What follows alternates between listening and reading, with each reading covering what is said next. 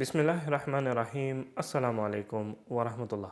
In the previous video, we took a look at some examples of the commandments in the Holy Quran for the elementary reformation of the natural state of man. As usual, the link to the previous video as well as the book under study is in the description below. In this video, we'll start taking a look at the second part of the Quranic reform that regulates the natural conditions in such a way as to convert them into high moral qualities. So let's get started. اسمعوا صوت السماء جاء المسيح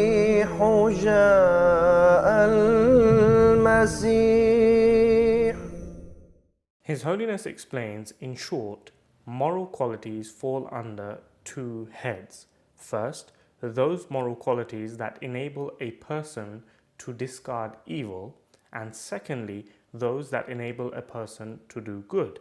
Discarding evil consists of those moral qualities through which a person tries to do no harm to the life, property, honor of another individual in any way whatsoever. The doing of good consists of all those moral qualities through which a person tries to benefit another, so much so that even he forgives and overlooks someone who has wronged him, sparing him from corporal punishment. Now, His Holiness explains that the moral qualities in relation to the discarding of evil are known by 4 names in the Arabic language, each being a specific aspect of all human behaviors.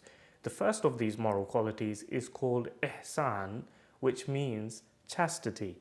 His Holiness explains, this expression connotes the virtue that is related to the faculty of procreation of men and women. Those men and women would be called chaste who refrain altogether from illicit sex and all approaches to it, the consequence of which is disgrace and humiliation for both parties in this world, and chastisement in the hereafter, and dishonor and grave harm for those related to them. For instance, if a person is guilty of an approach towards the wife of another, which though it does not proceed as far as adultery, yet amounts to its preliminaries, it would become incumbent upon the self-respecting husband of the woman to divorce her on account of her willingness to tolerate such an approach. Her children would also be sadly afflicted. The husband would have to endure all this injury on account of the misconduct of a villain. His Holiness then explains that chastity would only be considered a moral quality when one who possesses the capacity to sin refrains from indulging in it. For example, a minor or a person who has become impotent may have this natural condition of chastity. However, as explained before, it can only be considered a moral quality when it is exercised or becomes capable of being exercised on its proper occasion. Otherwise, it would only be considered a natural condition. His Holiness also explains that some people adopt extreme measures such as celibacy or monasticism, whereas God has not prescribed monasticism, and that is why those who adopt it prove unable to conform to its discipline. Similarly, if this had been imposed by God, everyone would have had to adopt this discipline as well, in which case the human race would have come to an end long ago. Also, if chastity had to be preserved through castration or any other such means, it would amount to the criticism of God Himself, who granted this capacity in the first place. His Holiness explains, merit depends upon restraining the exercise of a capacity on an improper occasion through fear of God, and thus acquiring double benefit through its proper exercise. By destroying the capacity, a person would deprive himself of both benefits.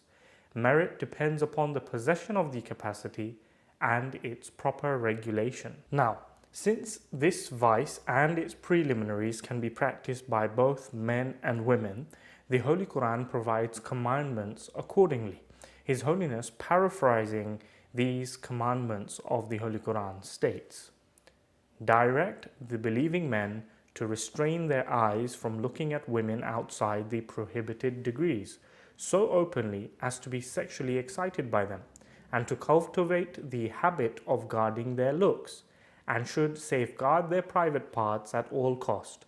Likewise, they should restrain their ears outside the prohibited degrees, that is, they should not listen to the singing or beguiling voices of women outside the prohibited degrees, nor should they listen to descriptions of their beauty.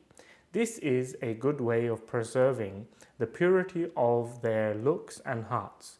In the same way, direct believing women that they should restrain their eyes from looking at men outside the prohibited degrees, and should safeguard their ears against listening to the voices of such men. That is, they should not listen to the voices which sexually excite them. They should cover up their beauty and should not disclose it to anyone outside the prohibited degrees. They should draw their head coverings across their bosoms, and should thus cover up their heads and ears and temples. They should not strike their feet on the ground like dancers. These are directions following which one can safeguard against moral stumbling." So, the Holy Quran teaches us to avoid situations altogether which result in making the human natural condition stumble, so that we can use those God-given faculties in their proper place and time. Now, summarizing this concept, His Holiness states, "This is the philosophy that underlies the Islamic regulations relating to the observance of the veil. The Book of God does not aim at keeping women in seclusion like prisoners. This is the concept of those who are not acquainted with the correct pattern of Islamic ways. The purpose of these regulations is to restrain men and women from letting their eyes to rove freely and from displaying their good looks and beauties, for therein lies the good of both men and women. It should be remembered that to restrain one's looks and to direct them only towards observing that which is permissible is described in Arabic by the expression ghadh basar, which is the expression employed in the Holy Quran in this context. It does not behove a pious person who desires to keep his heart pure that he should lift his eyes freely in every direction like an animal. It is necessary that such a one should cultivate the habit of ghadh basar in his social life. This is a blessed habit through which his natural impulses would be converted into high moral qualities without interfering with his social needs. This is the quality which is called chastity in Islam." Bringing us to the end of today's dars. In the next dars, we will continue to learn about the commandments in relation to the second part of the Quranic reform of man, i.e. bringing about the moral condition, specifically relating to the discarding of evil. As mentioned before, I have linked the book in the description below. Make sure to subscribe, like and share so that we can enable as many people as possible to benefit from the treasures left behind by the Promised Messiah alayhi salatu wasalam. Until next time, Assalamu alaikum wa rahmatullah.